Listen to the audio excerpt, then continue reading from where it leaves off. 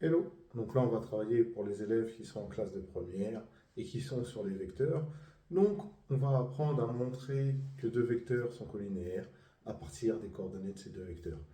On va faire des petits exercices, c'est parti. Donc d'abord, on fait un petit rappel. Si je considère deux vecteurs U de coordonnées x, y et v de coordonnées x', y, on note, on appelle z de uv le calcul suivant, x fois y' moins x' fois y. Et sachez que U et V seront collinéaires si et seulement si le déterminant égale 0. Autrement dit, si et seulement si x, y' moins x' y égale 0. Bah donc, on va pouvoir passer aux exercices. On me donne un vecteur U de coordonnées 3, 6, un vecteur V de coordonnées 2, 4. Et on me demande est-ce que U et V sont collinéaires. Et bah, je vais calculer le déterminant de UV. Bah, le déterminant de UV, c'est simple. Je vais faire 3 fois 4 moins 2 fois 6, ou 6 fois 2, c'est pareil. 3 fois 4, ça fait 12. 2 fois 6, ça fait 12. Donc, j'ai 0. Donc, U et V sont collinéaires.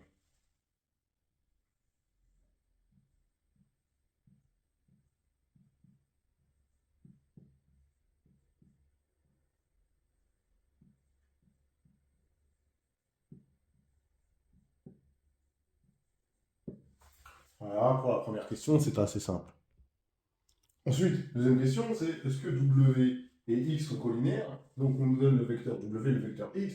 Et ben, je vais calculer le déterminant de Wx. Donc on va calculer le déterminant, donc je vais faire moins 1 cinquième fois 12, moins 2 fois 1, ce qui me fait 12 cinquièmes moins 2, ce qui fait 12 cinquièmes moins 10 cinquièmes, 2 c'est 10 cinquièmes, ça me fait évidemment 2 cinquièmes, c'est différent de 0, donc W et X ne sont pas des vecteurs collinéaires. On va faire la question 3, je pense qu'elle est à votre portée, ça va être assez simple. Alors, je rappelle que la droite AB elle est parallèle à la droite OC si et seulement si les vecteurs AB et OC sont collinaires. Donc, je vais vérifier si AB ou OC sont collinaires et après, on va voir. Donc, ce qu'on va faire, c'est qu'on va vérifier si AB ou OC sont collinaires. Bah, déjà, il va falloir calculer les coordonnées de AB. Donc, je rappelle comment on fait pour AB et pour OC, on le fera directement. Donc, pour calculer les coordonnées de AB, on va faire xb moins xa, yb moins ya. Xb, c'est moins 1, xa, c'est 2, donc j'aurai moins 1 moins 2. Et ensuite, je vais faire yb qui vaut 6 moins ya qui vaut 5. Donc, les coordonnées du vecteur AB, vous savez que moins 1 moins 2, ça fait moins 3, et 6 moins 5, ça fait 1.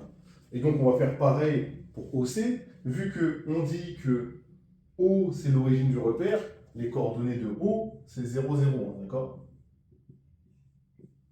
Qu'on soit d'accord. Parce que c'est l'origine du repère. Bah donc, les coordonnées de OC, on va les afficher tout de suite. Coordonnées de OC, c'est 6 moins 2, d'accord? Puisque les coordonnées du point O, c'est 0, 0. Donc, on a juste les mêmes coordonnées que C. Maintenant, est-ce que les droites sont parallèles? Bah, évidemment, soit je remarque, technique 1, soit je remarque que OC égale moins 2 AB, et donc comme OC égale K fois AB, OC et AB collinaires.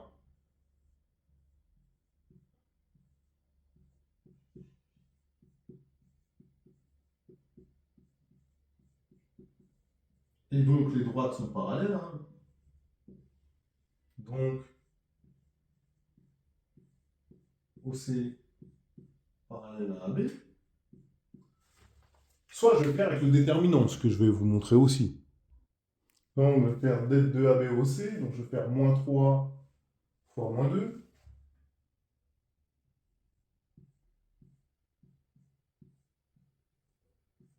Moins 6 fois 1. D'accord? On va pas se mentir, ça fait 6 moins 6, ça fait 0.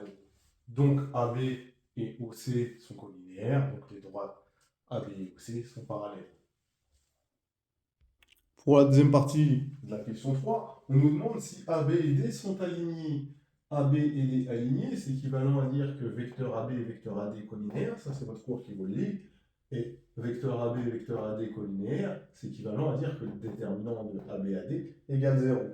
Donc comment je vais faire pour montrer que les points sont alignés ou pas? Je vais calculer les coordonnées du vecteur AB, ce qu'on a déjà fait. Donc ça, il n'y a aucun souci. On les a calculées. Et les coordonnées du vecteur AB, tout à l'heure, non, on ne les a pas calculées. Hein, si, on les a calculées, c'est moi qui bloque. Donc, ça me fait moins 3, moins 3, 1, pardon. Si je ne sais plus calculer, je vais avoir des soucis. Et les coordonnées du vecteur AD. Donc, on va faire x d qui fait 6 moins xa qui me donne, qui vaut 2, donc 6 moins 4, ça me fait 6 moins 2, ça fait 4, pardon. Et ensuite, on va faire yd qui vaut 4, moins ya qui vaut 5, ça me fait un moins 1. Bon, a priori, ça ne va pas matcher. D'accord? Maintenant, je vais faire le déterminant. Donc, si je fais le det de AB à D, ça me fait moins 3 fois moins 1, moins 1 fois 4, ça fait évidemment moins 1. Si j'ai moins 1, le déterminant est différent de 0, donc A, B et D ne sont pas alignés.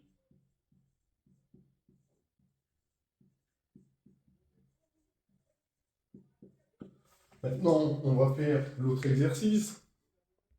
Et on va faire la première question du deuxième exercice. Donc ça va être intéressant.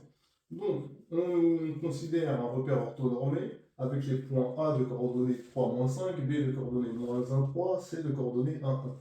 On nous demande de déterminer les coordonnées du point M appartenant à l'axe des ordonnées et telles que les droites AB et CM soient parallèles. Et donc, d'après l'énoncé, qu'est-ce qu'on nous dit? Évidemment, le point A, il a pour coordonnées 3, 5, donc il sera à peu près ici, d'accord, le point A. Ensuite, j'ai le point B qui a -1, 3, donc il sera ici. J'ai le point C qui a pour coordonnées 1, 1. Et j'ai le point M, on me dit, il faut que les droites AB et CM soient parallèles. Mais on me dit que le point M, il appartient à l'axe des ordonnées. D'accord? Il est sur cet axe-là. Mais si le point M appartient à l'axe des ordonnées, son abscisse, c'est forcément 0. D'accord? Et du coup, bon, ça c'est OK. Maintenant, je n'ai plus besoin de ce schéma. Ça me donne à peu près la position du point M, hein, mais qu'on va déterminer par le calcul. D'accord? Et donc, AB et CM parallèles, ça veut dire que vecteur AB et vecteur CM sont collinéaires.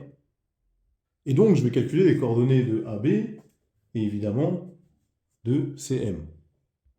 Et donc, d'abord, je vais calculer les coordonnées du vecteur AB. Donc, je vais faire xb, c'est-à-dire -1, moins xa qui vaut 3. Donc, ça me fait -1, moins 3, ça me fait -4. Ensuite, je vais faire yb, c'est-à-dire 3, moins 5, c'est-à-dire 3 plus 5, ça me fait 8. Ensuite, cm, je vais faire xm moins xc, c'est-à-dire 0, moins 1, ce qui fait -1. Ensuite, je vais faire y du point M, c'est-à-dire y, moins yc qui vaut 1, donc y moins 1. Et qu'est-ce que ça veut dire AB et CM parallèles? Comme je l'ai dit précédemment, AB parallèle à CM, c'est équivalent à dire que AB et CM sont collinéaires. Ça veut dire quoi qu'ils sont collinéaires? Que leur déterminant, il vaut 0. Or, le déterminant de ABCM, je vais faire -4 fois y moins 1. Donc j'ai moins 4 facteur de y moins 1, moins 8 fois moins 1, ou moins 1 fois 8, qui va être égal à 0. Bah, ça, c'est une équation en y que je vais savoir résoudre. Et donc, simplement, je vais développer. Ça va me donner moins 4y plus 4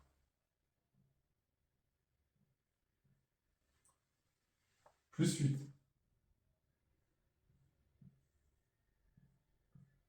égale 0. 4 plus 8, ça fait 12.